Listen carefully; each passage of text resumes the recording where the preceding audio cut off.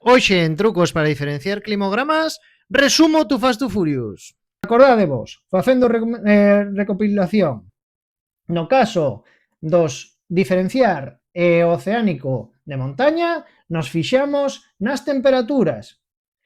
No caso dos mediterráneos, o truco sería amplitude térmica entre o de litoral e o do interior e, obviamente, a enorme escasez hídrica do subdesértico. Diferenciar os canarios dos mediterráneos, tanto no caso de entre o de Almería e o de Arrecife, o que temos é que fixarnos na amplitude térmica moi escasa, menos de 10 grados, e nos casos dos mediterráneos, das medianías, tamén a amplitude térmica vai a ser a que nos dé o cante.